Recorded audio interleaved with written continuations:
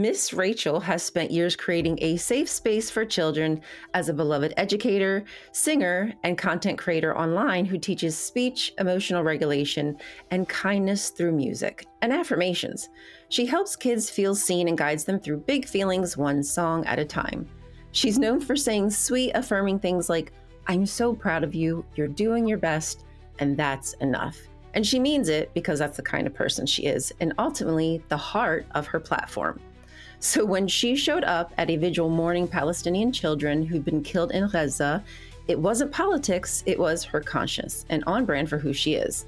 But that simple act of humanity became a target of hate. The group StopAntisemitism.org blasted her on social media, accusing her of promoting hate. They turned a peaceful moment into a political assault, using religion not to protect, but to intimidate. We're seeing people being targeted, deported, and publicly destroyed for simply standing in solidarity. When showing compassion for all children becomes punishable offense, it necessitates us asking what the motives are behind those attacks.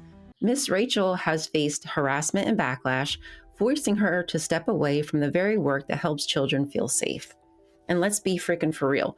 Going after Miss Rachel is like going after Barney the big purple dinosaur. You know, the I love you, you love me guy. They wouldn't hurt a fly. She's teaching a generation of kids how to love beyond boundaries. If showing quiet care at a vigil for thousands of children is considered dangerous now, what does that say about where we're headed and where religion is headed? Because if Miss Rachel, the internet's gentlest soul, isn't safe from these attacks, what chance do the rest of us have? And I'm telling you, come on, y'all, I am not even half that nice. And that's the point. If somebody like Miss Rachel isn't safe, we are all screwed. The people trying to silence her don't want peace. They want punishment, but not because we're breaking the law, because we're breaking silence. You know what that means? It's time to get loud and stay curious. Until next time. And again, thank you, Jesse Bear, for this story. Appreciate you. Awesome, thank you. If anybody out there has a story for Theocracy Watch, you can send it to news@thedamnshow.com and I will send it on to Brian. So, yeah. Appreciate it. Thank you, Ryan. I love your Theocracy Watch. It's kind of like somebody going after Mr. Rogers. That's what it was. You know, yeah. Come on, man. No, I think so. That's Mr. a real Rogers, thing. Yeah. Which one? Which part?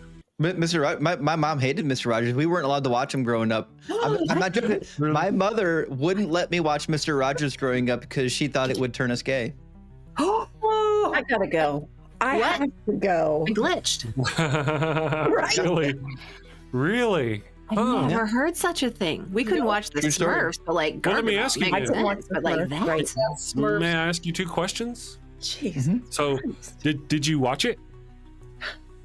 I watched it when Mom wasn't around because we didn't have cable, so we only get like public access stuff. So sometimes it was on and she wasn't around and we were able to catch it. But I don't know any of the stories. I don't know any of the people. I recognize the figure of the guy in the sweater and that's about it. So you're not fully gay. You just like butt. Exactly. That's both ways. It didn't get dripped into you. It didn't have time to really seep in, you know? You're right. Just like a thumb or something. Understood. Yeah, now he has compassion for gay people. See, that's how it works. Yeah. Yes. Interesting. Well, I was going to say actually that I didn't think Barney was a good example, only because so many people went after Barney hardcore. Oh, that is true. There are a lot of people who didn't like. Wait, where can I find Barney hardcore? Remember, people, we don't kink shame. We don't. I got some in my trunk, Justin. We're going to talk, Ryan. You know what's weird about us watching was The Lion King, and I shit you not, the movie The Lion King, and it was because of the whole concept of the circle of life. There was actually one time when I was a kid, my mother would not even let me color in a coloring page that was The Lion King because of that. Yep. Not kidding. Wait, the circle of life. What's that? I don't know. She never explained it. That's usually the way it was. Don't do this. You have to do this, but no explanation with any of that. That's true. I mean, circle of life sounds a little indigenous to me, which I think Yeah. would Maybe that's what the it is. problem. trigger. I That's don't the problem they had with it. They didn't have the problem with the fact that Simba and the chick were brother and sister, technically, or that he was actually singing a song about "I want to be king," and that literally means your dad has to die. So his dad wanting his dad to be dead. Chris, But the problem Chris, you have is no. that there's a circle. the Well, Bible and- the problem with and there this, was- you know this.